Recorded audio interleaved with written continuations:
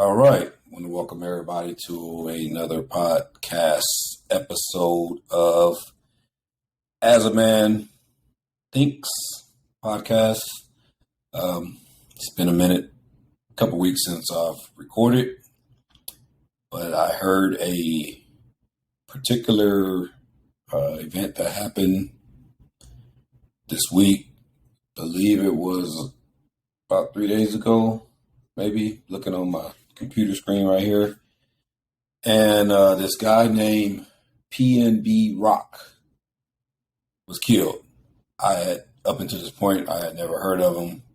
Of course, I was born in not going to say when I was born, but not that old, but I had no clue who this guy was, never had heard any of his music. Sorry to hear that he passed away from a horrific incident. His looking at him, and I've been seeing different things on social media, and of course the internet posts or shows all the negative, not all, but they show a lot of negative stuff that they want to be portrayed. And so what I saw was him being flashy with telling telling people how much his jewelry costs, his clothes. I seen one interview like that. Well, I seen two interviews like that. And so if you're not from LA, being in LA, just like maybe any other city, there is a part of town that if you are flashy, if you have money, that you just don't go to.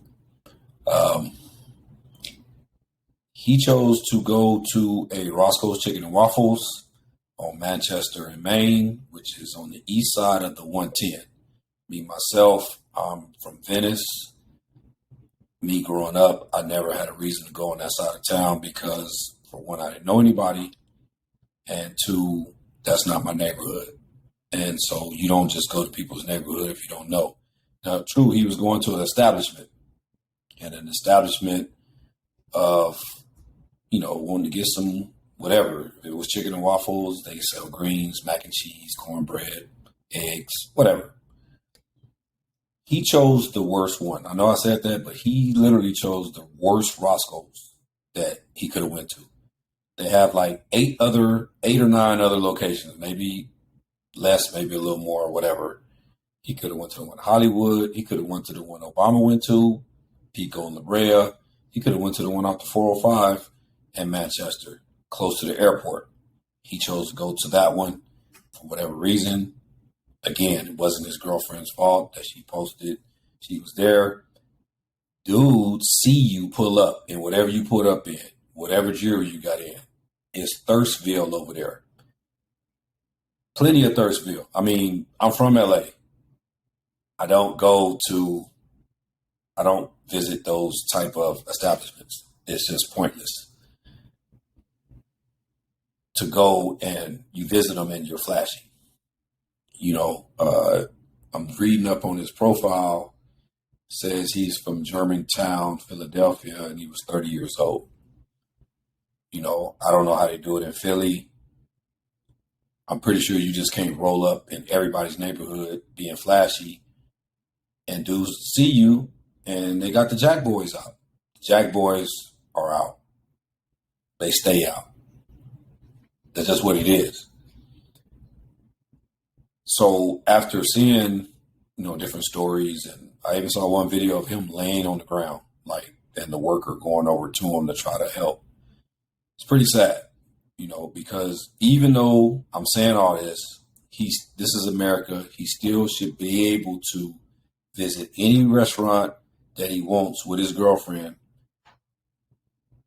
and not worry about getting killed. Yeah, they could have robbed him. Maybe he bucked up. I don't know the whole story, but it's no sense in him losing his life over some jewelry, money and cars or whatever that they thought they was going to get. A life got taken because he was wrong place, wrong time.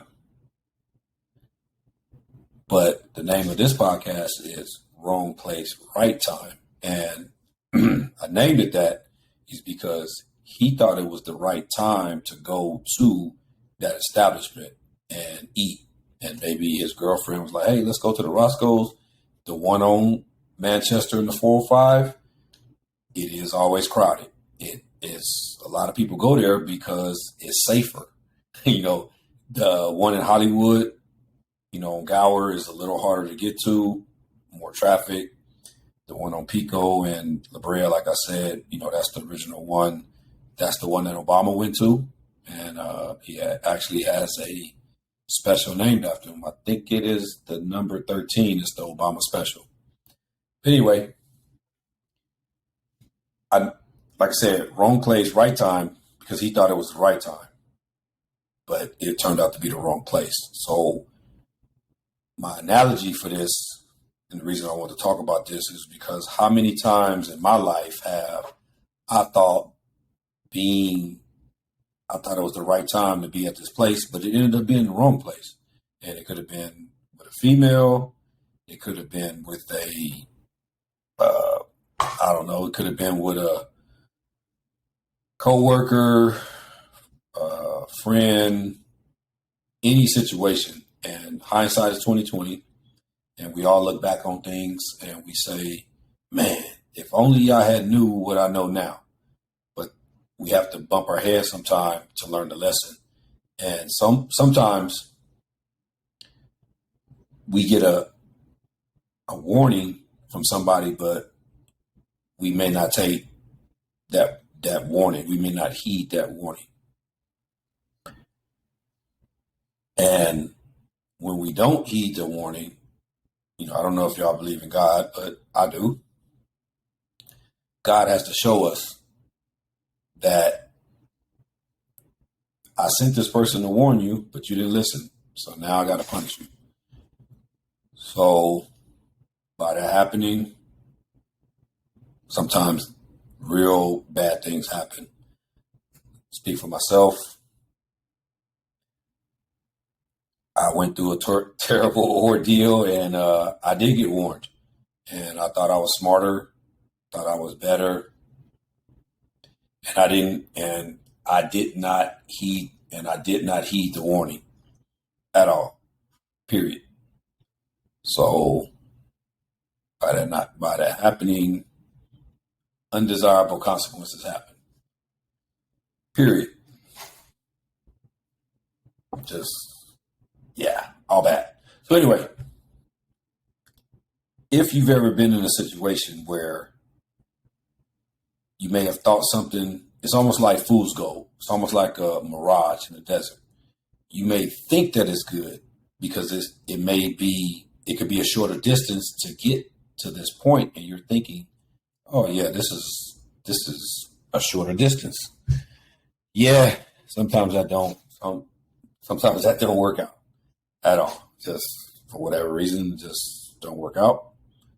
And it's whatever. This guy, and nobody's going to ever know, people who get killed, they don't wake up thinking this is my last day on earth. He thought that, LA wasn't LA. I shared with somebody a story here recently about one time I was going over my grandmother's house. I think it was probably 89, 88, somewhere around there. And my grandmother stays in Inglewood. And at the time, pretty much 90% of Inglewood was Inglewood family. And they were of the Blood Gang. So being from Venice Showlines, Crips, I had went to the swap meet on Market, and I said, oh, I'm going to go see my grandmother. So got on the RTD, rode the bus up Manchester, got off on 5th Avenue, past the Winchells, and it's a house that I always saw with, guys there. But I was like, whatever. So I'm walking, had on blue jeans, blue shirt, And at the time, you're going to laugh at this, blue snakeskin belt. For people from LA, they know about the snakeskin belts that we wore. And so the dude see me and ask me where I'm from, tell them I'm from Venice. They grab my shirt, raise up my belt. Or maybe I didn't have a blue shirt on, I just maybe had the blue belt, but I had blue jeans on. Maybe it was a different color shirt. But whatever the case was, they proceeded to jump me. At that time, I thought I was dead. I thought they was going to pull out a gun and shoot. Thought I was dead. I was all up 13, 14, 15 years old. And it was pretty bad. You know, of course, I couldn't get I didn't like call any of my homeboys to come back and, get some get back. I just took it as a lick because I was out of pocket. I thought I was going to my grandmother's house at the right time, but it turned out to be the wrong place. Meaning, knowing that those guys, I'm knowing that those guys be on that corner. I could have gotten off the bus stop at Crenshaw and walked the long way, walked a little bit further. But me getting off on Fifth Avenue was shorter. I decided to take the bus down 2 more blocks. That was it. And I could have lost my life for taking the bus 2 more blocks. So you see what I'm trying to point out here is the relevance of, that was LA 30 some years ago and it was pretty bad. But people think that LA in some places is not like that, but it is.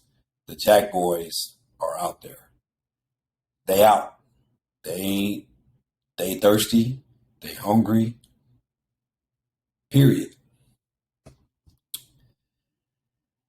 I just feel sorry for this young man because me looking at it as I'm looking on the screen right here, looks like, he's a pretty popular rapper. Like, I still haven't listened to his music, but hey, he had all his jewelry on. He must have been making some money. And wrong place, right time. That could end up in a work environment where you're thinking that you're, going to a coworker's desk, discussing something, and you don't think that it's nothing bad. Somebody's in the next cubicle. Maybe it's not an office. Maybe it is an office, and the person really don't like you. And you thinking, oh, everything is cool. And everything is not cool. They may be recording you, turn you into HR, and now you lose your job. So I was thinking about this coming home, this subject, and I wanted to just let everybody know what my thoughts was about this. It was it's just bad. I thought you would think that after 30-some years that things would be different, but as I discussed in prior podcast episodes, sometimes for a certain demographic of people, the odds sometimes are stacked up against you where it discourages you. And when it discourages you, then you turn to the easiest path possible, the least path of resistance. So the least path of resistance sometimes is a life of crime. And a life of crime, it doesn't last. Yeah, you can live, this instant gratification, but that normally doesn't last. Period. It's not going to last. It's going to be short-lived. You're going to get the gold, as they say, it's going to shine bright, but the glitter is going, the glitter is going to be gone. So if you've ever been in a situation of, maybe you're the type to hear the voices in your head, that's your conscience saying, do I really need to be here? Do I really need to do this? Or you being peer pressured? Nah, don't be peer pressured.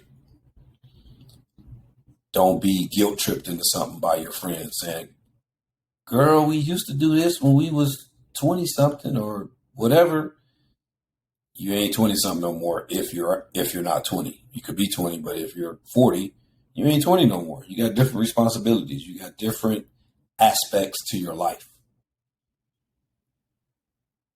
I just know that, man, it's tough. I wish I could, play some clips from the guys, what he was saying. It looks like he said he was talking about, people plotting to rob him and target it. Why would you come? If somebody had warned him, why would you still come? Who you being tough for? You don't have to be tough for anybody. That's just stupid, man. You just don't be tough. Don't live your life for you and you only. Anyway, it's enough of my soapbox. Said this was it's not a long episode right here because I didn't need it to be. I just wanted to let you know to think before you just react to something. Think, breathe, count from 10 all the way to 1. If it's something that feels like it's going to make you angry or has made you angry, count. If you feel like it's a rush, if you got to make a split decision, if that person is like, I need a decision now, tell them, you know what?